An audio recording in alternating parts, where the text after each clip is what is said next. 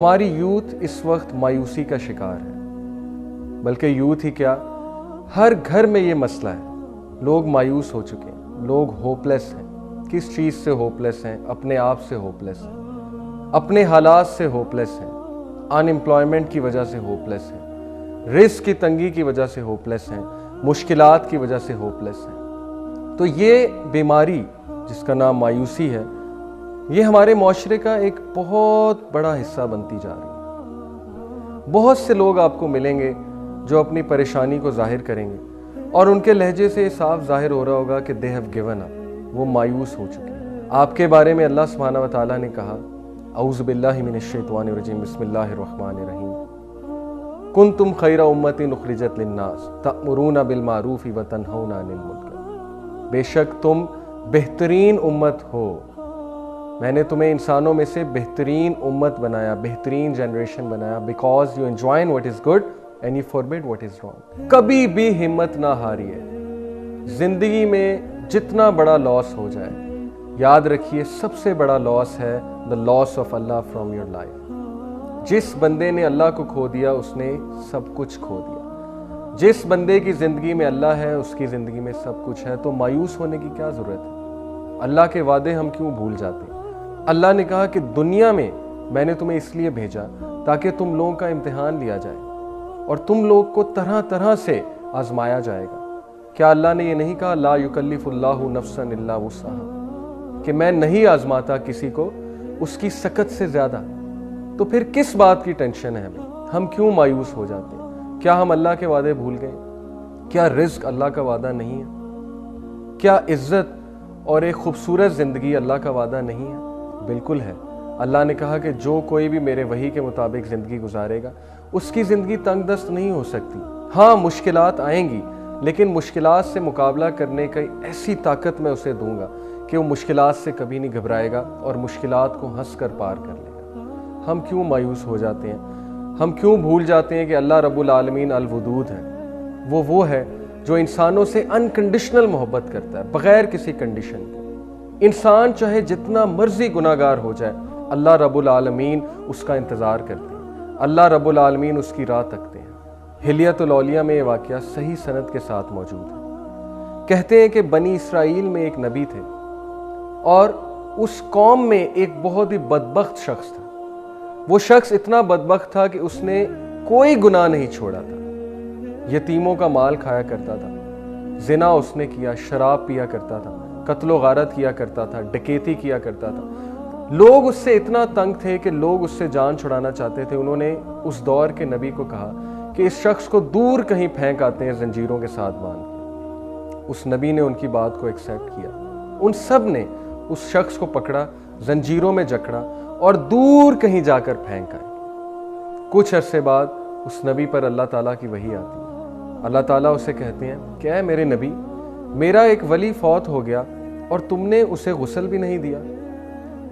نبی کے پیروں تلے زمین نکل جاتی ہے کہ مجھ سے پتہ نہیں کتنا بڑا گناہ ہو گیا، مجھ سے کوئی کوتاہی ہو گئی کہ میں اللہ کے ولی کو غسل نہیں دے پایا۔ نبی نے کہا اللہ تعالیٰ مجھے بتائیں وہ شخص کہاں ہے، میں ابھی جاتا ہوں۔ اللہ تعالیٰ نے کہا وہ شخص فلانی جگہ ہے۔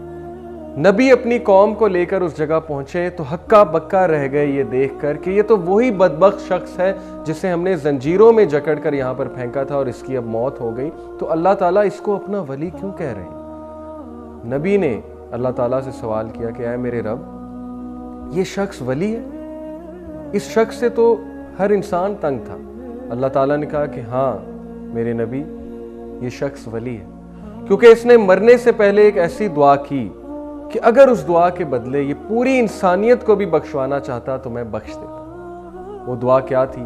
اس شخص نے مرنے سے پہلے کہا کہ اے میرے رب، اگر مجھے سزا دینے سے تیری عزت بڑھتی ہے تو مجھے سزا دے دے، اور اگر مجھے معاف کرنے سے تیری عزت نہیں گھٹتی تو مجھے معاف کر دے۔ اللہ تعالیٰ کہتے ہیں اے میرے نبی، یہ دعا اگر اس دعا کے بدلے یہ پوری انسانیت کو بھی بخشوانا چاہتا تو میں پوری انسانیت کو بخش دیتا۔ ہم کس بات سے مایوس ہوتے ہیں؟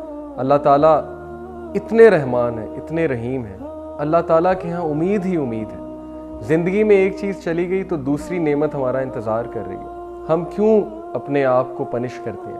اللہ بے شک ہم پہ ظلم نہیں کرتے، انسان خود اپنے اوپر ظلم کرتا ہے۔ ہم کیوں مایوس ہو کر بیٹھ جاتے ہیں کہ ہم کبھی تبدیل نہیں ہوں؟ عبداللہ بن مسلم کا آپ کو واقعہ سناتا ہوں۔ یہ شخص ایک شرابی کبابی اور متکبر شخص تھا، اور اس میں بالکل حیا نہیں تھی، بہت ہی بے شرم انسان تھا۔ اس کا کام تھا سٹریٹس میں بیٹھ جانا اور عورتوں کو تکنا اور ان کو چھیڑنا اور آوازیں کسنا اور شراب پینا۔ یہ اتنا بے شرم تھا کہ یہ سب کے سامنے شراب پیا کرتا تھا۔ ایک بار یہ شراب کے نشے میں دھت تھا تو مدینہ کی گلیوں میں اس نے دیکھا کہ ایک شخص گدھے پر بیٹھ کر آیا اور اس شخص کے ارد گرد تمام لوگ جمع ہو رہے ہیں اور وہ اس شخص سے سلام لے رہے ہیں، اس شخص کو بہت عزت دے رہے ہیں۔ اس شخص کو بہت اشتیاق ہوا کہ یہ شخص کون ہے۔ بے شرمی کی حالت میں اور نشے کی حالت میں وہ ان کے قریب گیا اور لوگوں سے پوچھا کہ یہ شخص کون ہے۔ لوگوں نے کہا یہ شخص امام الشعبی ہے۔ اس نے کہا امام الشعبی کون ہے؟ لوگوں نے کہا یہ شخص محدث ہے۔ اس نے بے شرمی کے عالم میں پوچھا کہ واٹس اے محدث؟ محدث کیا ہوتا ہے؟ لوگوں نے جواب دیا کہ محدث وہ ہوتا ہے جو نبی صلی اللہ علیہ وسلم کی حدیث جمع کرتا ہے اور اس حدیث کو سناتا ہے لوگوں کو۔ وہ شخص مذاق اڑانے کے عالم میں ان عالم کے پاس گیا۔ اس نے کہا کہ سنا ہے آپ بہت بڑے محدث ہیں؟ انہوں نے کہا جی۔ اس نے کہا اچھا چلیں مجھے بھی کوئی حدیث سنائیے۔ اس شخص نے مذاق اڑانے والے انداز میں اور بے شرمی کے انداز میں نشے کی حالت میں دھت ان سے کہا کہ مجھے بھی کوئی حدیث سنائیے۔ امام الشعبی بہت ہی عقل مند، بہت ہی متقی، بہت ہی وائز انسان تھے۔ انہوں نے سچویشن کو خوب پرکھا اور انہوں نے اس شخص کو ایک ایسی حدیث سنائی جس حدیث نے اس شخص کی زندگی ہمیشہ کے لیے تبدیل کر دی۔ امام الشعبی نے کہا کہ میں آپ کو رسول اللہ صلی اللہ علیہ وسلم کی ایک حدیث سناتا ہوں۔ وہ حدیث یہ ہے کہ رسول اللہ صلی اللہ علیہ وسلم نے فرمایا کہ جب تم شرم نہ کرو تو جو چاہے کرو، جب تم حیا نہ کرو تو جو چاہے کرو۔ وہ شخص کہتا ہے کہ یہ حدیث جب میں نے سنی تو مجھے ایسے لگا کہ جیسے میرے اوپر کسی نے پہاڑ گرا دیا۔ اس شخص کو یہ حدیث اتنا سٹرائک کی، اس شخص کو اس حدیث نے اتنا شرمندہ کیا کہ اس نے سوچا کہ کیا میں اتنا بے شرم ہو گیا کہ اب مجھے کوئی نیکی نیکی نہیں اور کوئی بدی بدی نہیں لگتی۔ آپ کو پتہ ہے وہ شخص کون ہے؟ اس شخص کا نام عبداللہ بن مسلم۔ وہ شخص امام بخاری کا استاد ہے۔ امام بخاری رحمہ اللہ کو اس نے حدیث سکھائی، امام بخاری رحمہ اللہ کو اس نے دا سائنس آف حدیث سکھائی۔ سوچئے وہ شخص گلیوں میں آوارہ پھرنے والا، شراب پینے والا، زنا کرنے والا اور کتنے ہی گناہ کرنے والا، وہ شخص ایک حدیث سن کر تبدیل ہو جاتا ہے اور ایسا تبدیل ہوتا ہے کہ وہ امام مالک رحمہ اللہ سے جا کر علم سیکھتا ہے اور اس علم کو پھر پھیلانا اپنی زندگی کا مقصد بنا لیتا ہے۔ ہم کس لیے مایوس ہوتے ہیں؟ عبداللہ بن مسلم جیسا شخص امام بخاری کا استاد بن سکتا ہے، تو یہ نوجوان جو آج آپ کو سڑکوں پر آوارہ گردی کرتے نظر آتے ہیں، ہم ان سے کیوں مایوس ہو گئے؟ ہم نے کیوں یہ سمجھ لیا کہ ان کا کوئی حال نہیں؟ ہم نے کیوں یہ سمجھ لیا کہ یہ فیوچر کے علماء، فیوچر کے انٹلیکچوئلز نہیں بن سکتے؟ بالکل بن سکتے ہیں، بہت ہوپ ہے۔ ہمیں ہمیشہ اچھی امید لگانی چاہیے، ہمیں ہمیشہ برائٹ سائڈ کی طرف دیکھنا چاہیے، ہمیں ہمیشہ اللہ تعالیٰ سے اچھا ظن رکھنا چاہیے۔